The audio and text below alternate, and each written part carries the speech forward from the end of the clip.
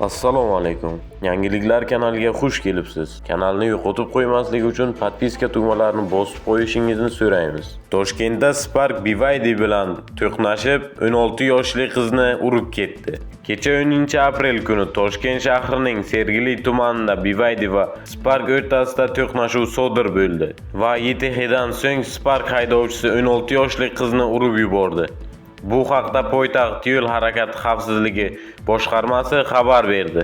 Ma'lum qilinishicha, soat 13:50larda Sergeli tumani Tixay-Qamariy ko'chalari kesishgan chorrahasida 2001-yilda tug'ilgan fuqaro Spark rusumli transport vositasini boshqarib kelayotib, 1973-yilda tug'ilgan haydovchi boshqaruvida bo'lgan BYD rusumli avtomobil bilan to'qnashgan.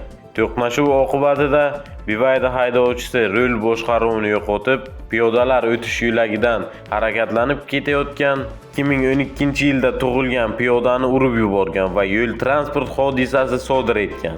Yo'l transport hodisasi oqibatida shikastlangan piyoda shifokorlar tomonidan birinchi tez tibbiy yordam ko'rsatilgan. Eslatib o'tamiz, avvalroq Toshkent shahrida 8 nafar avtomobil ishtirokida yo'l transport hodisasi sodir bo'lgandi.